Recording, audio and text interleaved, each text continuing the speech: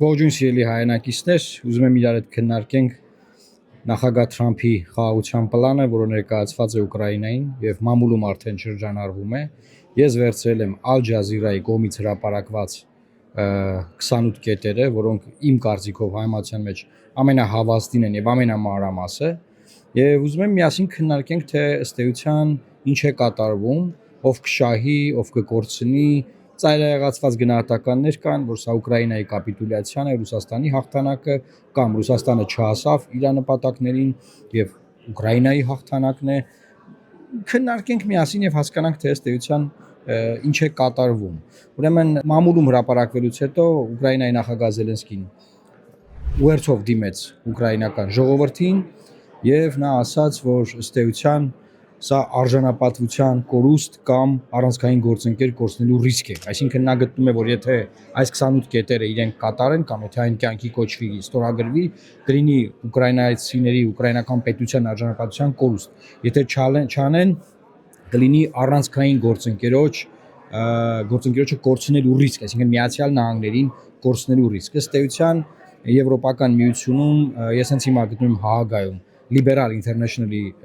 գործադիր մարմնի նիստին եւ այստեղ էլ մեր եվրոպացի գործընկերները բոլորը հիասթափված են, որովհետեւ բոլորը գտնում են, որ Ռուսաստանն ու Միացյալ Նահանգները բանակցում են միմյանց հետ Եվրոպայի ապագայի եւ Ուկրաինայի ապագայի վերաբերյալ առանց քննարկելու ԵՄ-ի եւ Ուկրաինայի հետ եւ հրամցնում են ինչ որ նախապայմանների փաթեթ, որը անընդունելի է Եվրոպական միության համար եւ կարծում եմ, որ անընդունելի է նաեւ Ուկրաինայի համար։ Թե ինչու հիմա կտեսնենք, բայց ուզում եմ ասել, որ նաեւ Կիև էր մեկնել ԱՄՆ բարձրաստիճան ռազմական պատվիրակություն, ովքեր նախագահ Զելենսկիի հետ հանդիպումից հետո նաեւ հանդիպել են Եվրոպական միության հավատարմագրված դեսպաններին եւ ներկայացուցիչներից մեկը Եվրոպական միության ըստ Financial Times-ի ասում է, որ սրտխառնոց առաջացնող հանդիպում էր, այսինքն Միացյալ Նահանգների բարձրաստիճան ռազմական պատվիրակության հետ հանդիպումը նրանք գնահատում են սրտխառնոց առաջացնող, այսինքն այն առաջարկները, որոնք ներկայացնում է Միացյալ Նահանգները, Եվրոպական միության համար ըստ էության սրտխառնոց է առաջացնում։ Ինչ վերաբերում է նախագահ Թրամփի դիրքորոշման, ապա նա ըստ էության ճնշումը սկսում է մեծացնել թե ԵՄ-ի, թե Ուկրաինայի նկատմամբ եւ նա ասում է, որ եթե նախագահ Զելենսկին չի համաձայնում այս պլանին, ուրեմն կարող են կռվել, բայց միևնույն ժամանակ նաեւ ակնարկ կա եւ այս ակնարկը հստակ ակնարկ է, որ կռվել առանց Միացյալ Նահանգների զենքի, առանց Միացյալ Նահանգների հետախուզական տվյալների եւ ընդհանրապես աջակցության, որը վերաբերում է նաեւ Եվրոպական միությանը, որ այդ աջակցությունը նաեւ չի ստանա Եվրոպական միությունը, եթե խանգարի այս պլանի իրականացմանը։ Նախագահ Զելենսկին իր ուղերձում ասում է, որ այո, սա է ներկայացված, բայց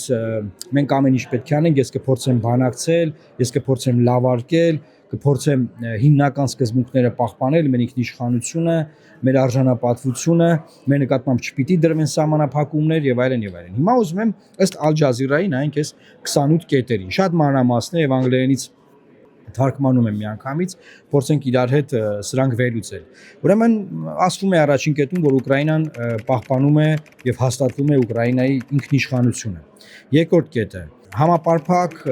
համաձայնագիր է կնքում ընդդեմ ագրեսիայի, որ կողմերը իրար նկատմամբ ագրեսիա չպետք է կիրառեն, Ռուսաստանը պարտավորվում է ագրեսիա չկիրառել Ուկրաինայի Եվրոպական միության դեմ, իսկ Ուկրաինան չպետք է միանա ՆԱՏՕ-ին եւ պետք է սահմանադրությամբ ամրագրի, որ չպետք է միանա ՆԱՏՕ-ին եւ նաեւ ՆԱՏՕ-ն պետք է ամրագրի իր փաստաթղթերում, որ չպետք է ընդունի Ուկրաինային իր կազմում։ Մյուսը պետք է ձևավորվի երկխոսություն ՆԱՏՕ եւ Ռուսաստանի միջեւ եւ լուծվեն բոլոր անվտանգային հարցերը, որոնք ըստ էության պատերազմից առաջ Ռուսաստանի կողմից առաջ քաշված նախապայմաններից է։ Ուկրաինան պետք է ստանա հստակ ամրագրված անվտանգային երաշխիքներ։ Սա շատ կարևոր է մեզ համար ընկալելու, որ նայեք Հայաստանի Հանրապետությունը իբր թե այս խաղաղության գործընթացում հասնելով Սպիտակ տուն, հասնելով նախագահ Թրամփի աշխատասենյակ, չի ստացել անվտանգային երաշխիքներ ոչ Թուրքիայից, ոչ էլ Ադրբեջանից, բայց Ուկրաինան, եթե գնա այս համաձայնությանը, որ վաղ թե ուշ ինչ-որ ձևով կլինի լավարկված, չլավարկված, ինչ համաձայնություն որ լինի, արդեն հստակ այս կետը ամրագրված է, որ Ուկրաինան ստանալու է անվտանգային երաշխիքներ, որը նախկինում չկար։ Ստանալու է անվտանգային երաշխիքներ այն երկրից, որը հարձակվել է իր վրա։ Հայաստանի պարագայում մենք մեր նկատմամբ ցեղասպանություն արած երկրից եւ նրա նայած ավելի փոքր նրա ըստ էության ձեռքերը համարվող գործող մեր դեմ հիմնական գործող Ադրբեջանից ոչ մի անվտանգային երաշխիք չենք ստացել, չենք ստանում որևիցե մի փաստաթղթով, ոչ խաղաղության համաձայնագրի նախագծով եւ ոչ էլ Վաշինգտոնյան այսպես կոչված հռչակագրով եւ համաձայնություններով, ոնց էր որ դրանը կդրվի։ Հաջորդ կետին անդրադառնանք ուկրաինական ռազմական զինված ուժերը, որ այս պահին Եվրոպայում ամենաուժեղ բանակն է համարվում, պետք է սահմանվի, որ սահմանափակում կմտցվի 600,000-ից չպետք է այն ավելանա։ Որքանով որ հիմա կան տվյալներ ըստ ուկրաինական աղբյուրների, այն 800,000 է այս պահին։ Ուկրաինան համաձայնվում է, որ իր սահմանադրության մեջ պետք է ամրագրի, որ իրենք չեն անդամակցելու ՆԱՏՕ-ին, այսինքն սա նախապայմաններից մեկն է, որի մասին խոսեցին։ ՆԱՏՕ-ն զորքեր չի ունենալու Ուկրաինայում։ Եվրոպական միությանը պատկանող, այսպես ասեմ, հա կամ ՆԱՏՕ-ական ռմբարկու ռազմական ինքնաթիռները ցանկացած ձևաչափի պետք է տեղափոխվեն Լեհաստան, այսինքն Ռուսաստանի սահմանից պետք է հեռացվեն դեպի Լեհաստան եւ սա նշանակում է, որ Ուկրաինայում չեն լինելու եւ չի բացառում նաեւ այլ բալթյան երկրներում նույնպես արգելվի նրանց տեղակայումը։ Մյուսը Միացյալ Նահանգները, տեսեք, երաշխավորում է անվտանգություն, բայց ինչի դիմաց։ Անվտանգության դիմաց պետք է ստանա Միացյալ Նահանգները կոմպենսացիա, այսինքն գումար պետք է աշխատի իր տված անվտանգության դիմաց։ Այս անվտանգությունը, որ երաշխավորվում է Ուկրաինայի համար, այն ձրի չէ, այն անվճար չէ, սիրելի հայրենակիցներ։ Մյուսը ասում է, որ եթե հանկարծ Ուկրաինան այս համաձայնությունից հետո որևէ կերպ հարձակվի, ինչ որ կրակոց լինի, ինչ որ ռակետ ընկնի Մոսկվայի վրա, եսիմ Սանկտ Պետերբուրգի վրա, չէ, որևէ քաղաքի վրա, ապա այս անվտանգային երաշխիքները անվավեր են համարվում։ Եթե հանկարծ նույնը անի Ռուսաստանը, որևէ հարձակում լինի, որևէ կրակոց, որևէ, չգիտեմ, այլ պրովոկացիա ընդդեմ Ուկրաինայի համաձայնությունից հետո, նույնպես այն համարվում է անվավեր։ Ուկրաինան կարող է անդամակցել Եվրոպական միությանը։ Օրեր առաջ նաև հայտարարություն եղավ, որ Ուկրաինան մինչև 30 թվականը կամ գոնե 30 թվականին կդառնա ԵՄԱ անդամ, որը իմ համար վիճարկելի չէ, շատ պարզ է, այսքան դժվարից հետո ԵՄ-ն պետք է ընդունի եւ արդար է, որ ընդունի, եւ ես կարծում եմ, որ այն նախապայմանները, որ անդադար դրվում են Ուկրաինայի դեմ, դրանք արհեստական են եւ ուղղակի ամաչելու չափ հայտարարություն են, որ ԵՄ-ն մինչև այսօր չի ընդունել Ուկրաինային, այսքան դժվարից հետո չի ընդունել Ուկրաինային որպես ԵՄ լիիրավ անդամ։ Նույն պատմությունը Վրաստանի վերաբերյալ ես խոսել է, որ այնքան ձգեցին Վրաստանի անդամակցության հարցը, որ Վրաստանը հիմա ասում է, որ չեն անում ռեֆորմները եւ իրենք արդեն դադարեցնում են Վրաստանի համագործակցությունը, բայց երկար ժամանակ կար այդ հնարավորությունը, որ ԵՄ-ն ուղղակի ընդուներ Վրաստանի անդամակցությունը որպես ԵՄ անդամ։ Անդադար իրենք ձգձգեցին եւ հետո ասեցին, որ եկել իշխանություն, որը ետ է պտտում Վրաստանի եվրոպական ինտեգրացիան։ Չգիտեմ, էլի Ժորժ ջան, այս բաները ախր մենք պետք է ուշադիր հետևենք մեր հարևան երկրների, որ նույն դասերը մենք քաղենք, մենք ճիշտ դասեր քաղենք։ Հաջորդ կարևոր կետերը, ուրեմն ուզում եմ կարևոր կետերին անդրադառնալ, հա։ Ռուսաստանը կվերաինտեգրվի գլոբալ աշխարհի տնտեսությանը, հիմա գիտեք, բոլոր սահմանափակումները, սանկցիաները կիրառված են եւ Ռուսաստանն ըստ էության ամենաշատը դժվում է սանկցիաների համատեքստում եւ հետ կինտեգրվի գլոբալ տնտեսությանը, կձևավորվի Ռուսաստան Միացյալ Նահանգներ խորհուրդ, կհամագործակցեն Ռուսաստանի սառեցված միջոցներից $100 միլիարդ կներդրվի Ուկրաինան վերականգնելու գործին, Միացյալ Նահանգները 50%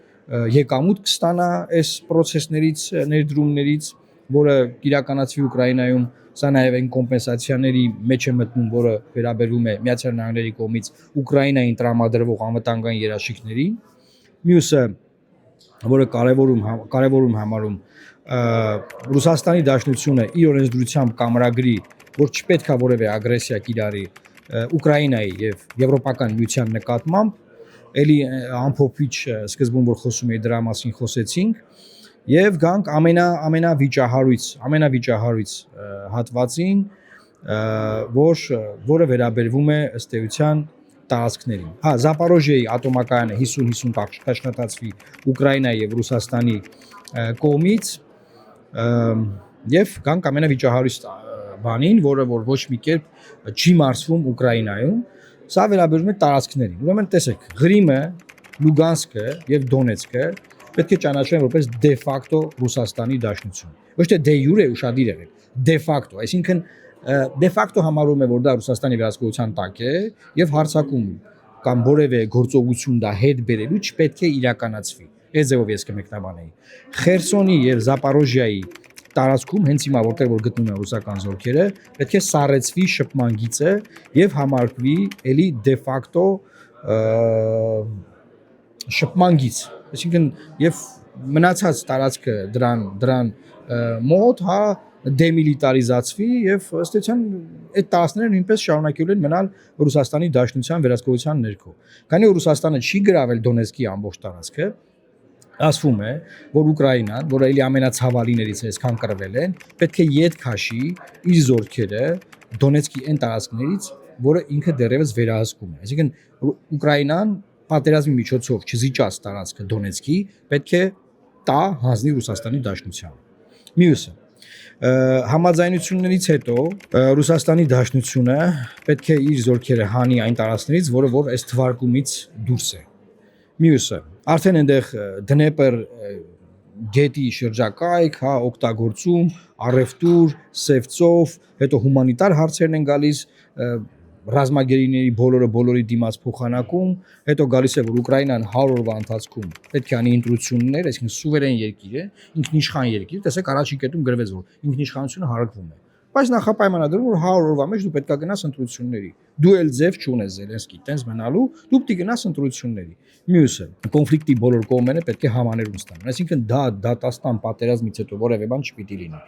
Նորից եկեք նայենք հայ-ադրբեջանականը։ Հենց հիմա այնտեղ դատեր է գնում ու հայերին դատում են։ Հասկանու՞մ, մենք այդ համաներումն է չենք ստացել։ Մենք ոչ մի երաշխիք չունենք, որ մարդիկ ովքեր ծառայել են Լեռնային Ղարաբաղում, ծառայություն են իրականացրել, հա, կամ որևէ դերակատար են եղել, վաղը մյուս օրը որևէ տեղ հետախուզումով չեն ձերբակալվելու, բերման ենթարկվելու Ադրբեջան եւ դատվելու։ Ոչ մի համաներում չի եղել։ Նայեք, խաղաղություն, բերկրանքը խաղաղության մեջ մեկ չէ, ինչ են խոսում։ Նայեք, անվտանգության երաշխիք չենք ստացել։ Համաներում չկա, մարդկանց դատում են, ոչ մի երաշխիք չենք ստացել, ոչ մի ներդրումային երաշխիք չկա։ Հայաստանը միջանցքատվել դիմացը ոչ մի բան չի ստացել։ Սա մասին մենք շատ ենք խոսել, ուղղակի համեմատական եմ ուզում ձեզ ցույց տալ, էլի։ Մյուսը ասում է համաձայնությունը 27-րդ կետը պետք է լինի իրավաբանորեն պարտադիր, պետք է ձեռագրվի խաղաղության խորհուրդ, որը կնախագահի ԱՄՆ նախագահ Դոնալդ Թրամփը, եւ ես կարծում եմ ըստ էության հիմնական բոլոր կետերից խոսեցինք, արդեն կա Ուկրաինայի ներկայացուցիչի, ՄԱԿ-ում Ուկրաինայի ներկայացուցիչի ելույթը, ով որ ըստ էության ասում է, որ Ուկրաինայի հողը վաճառքի ենթակա չէ, մենք չենք կարող զիջումների գնալ մեր արժանապատվությունից, մենք չենք կարող զիջել մեր տարածքները որևէ կերպ եւ որևէ ձևով ընդունել սահմանափակումներ մեր զինված ուժերի նկատմամբ կամ սահմանափակում մեր ինքնիշխանության, այսինքն որ մեզ պարտադրվի ընտրություն եւ այլն եւ այլն։ Այնտեղ նաեւ կան ծրագրեր ռուսալեզու Ուկրաինայի քաղաքացիների համար, որ պետք է պաշտպանվի լեզուն եւ ըստ էության նաեւ հումանիտար ծրագրեր իրականացվի հաշտության համար։ Հիմա եկեք հետ գնանք պատերազմից առաջ։ Ինչ էր պահանջում Ռուսաստանի Դաշնությունը։ Եկեք այն կողմեն ինչ են էլի ստացել։ Ռուսաստանի Դաշնությունը պահանջում էր, որ Ուկրաինան չգնա ՆԱՏՕ։ Այս մեկ Ռուսաստանի Դաշնությունը պահանջում էր, որ ՆԱՏՕ-ն չներառի, չվերցնի իր կազմ Ուկրաինային կամ զորքեր չտեղակայի, որևէ ձևի չմիջամտի, չմոտենա Ռուսաստանի Դաշնության սահմաններին, եւ խոսքը գնում է Ուկրաինայի մասին։ Հիմա մենք կասենք, բայց Ֆինլանդիան դարձավ ՆԱՏՕ-ի անդամ։ Այո, դարձավ։ Բայց խոսքը գնում է հիմա Ուկրաինայի մասին։ Այդ երկու նպատակին Ռուսաստանի Դաշնությունը հասնում է սրանով։ Եթե Ուկրաինան այս համաձայնություններին գնա շատ ավելի շուտ, առանց այս պատերազմի, համ իր սուվերենությունը կպահպաներ, համ իր բանակը, համ իր տարածքը, հասկանում եք ինչա տեղի ունեցել։ Հիմա 20% տարածքը մոտավորապես կորցնում է։ Կորցնում է, չգիտեմ երբ կարող է հետ բերել կամ հետ չբերել։ Մոտավորապես 500-600 միլիարդ դոլարի վնաս է հասցված տնտեսությանը, տարածքներին։ Դրան գումարած ամենակարևորը 100,000-ավոր մարդկային կյանքեր խեղված, սպանված, 10 միլիոնից ավել փախստականներ Եվրոպայի միության ամբողջ տարածքով մեկ, Միացյալ Նահանգներում, տարբեր երկրներում, չգիտեմ, այդ մարդիկ էլ հետ կգնան, հետ չեն գնա, ինտեգրված են այստեղ, ինտեգրված ապրում աշխատում են։ Որ փաբը, որ բարը, որ կաֆեն գնում ես Բրյուսելում, հիմա Հագայում եմ, Ամստերդամում, ուկրաինացիների եմ հանդիպում, ովքեր արդեն ինտեգրված աշխատում ապրում են այստեղ։ միգուցե նրանց տարածքները այն տարածքներից են, որոնք այլևս Ուկրաինայի վերահսկողության տակ չեն։ Հասկանում եք ինչա կատարվել։ Եվ ըստ էության մենք պետք է հասկանալ այս կոնտեքստը Հայաստանի վերաբերյալ։ Հիմա parza նախագահ Զելենսկին կասի, որ եթե գնա այս զիջումներին, կասի մենք այս զիջումներին գնացինք, բայց այս պատերազմով մենք պաշտպանեցինք մեր սուվերենությունը, որը ունեին միջև պատերազմներ։ Համեմատենք Հայաստանի Հանրապետությանը, ինչ ասում Նիկոլ Փաշինյանը։ Մենք այո Ղարաբաղի հարցում ես արինք, այն արինք, կործանվեց, սաղ վարի գնաց։ Ինչ ունեինք, հանձնինք, տվինք, ձեռնից կորցրինք, ինչ խաղակարդ ունեինք, վարի տվինք, բայց մենք պաշտպանեցինք մեր անկախությունը։ Մեր անկախություն, մեր պետականությունը մենք պահեցինք։ Հետո էր մեր պետականությունը խլում մեզանից, մեկը կարա բացատրի, ով էր կործանում, ով էր քանդում, ով էր խլել մեր ձեռքից, էլի ոնց պաշտպանեցինք։ Այսինքն սա անդուր բան է, էլի արդարացում է բոլոր կայացված սխալ որոշումների, որոնք կարելի է լինել ավելի իմաստուն, չէ, հասկանալ ինչա կատարվում, այդ որոշումները ճիշտ ժամանակին կայացնել եւ երկիրը պետություն չհասնել մի վիճակի, որից հետո դու ուղղակի ուզում ես արդեն բանը մարդկանց ասես դե լավ, ճիշտ ամեն ինչ կորցրել ենք, բայց այ վերջապես մենք անկախ ենք։ Այդ երբ չէինք անկախ։ Էս է իրավիճակը եւ բնականաբար ես ուզում եմ ամփոփելով ասել, որ չի կարելի ասել, որ սա կապիտուլյացիա է Ուկրաինայի համար, որևէ պարագայում։ Այո, մեծ կորուստներ են, անդառնալի կորուստներ են, բայց եթե այս վիճակով էլ կարողանան կռիվը կանգնացնել, բնականաբար ավելի լավ է, քան թողնել այն շարունակվի, բայց այս իշխանությունը, որը կա Ուկրաինայում, ես չեմ պատկերացնում ոնց կարողանա ստորագրել այս փաստաթղթերը, որովհետև իրենց դրված կարմիր գծերն այնպիսին են, որ գրեթե անհնար է սրան համաձայնել, մյուս կողմից նաև Ռուսաստանի համար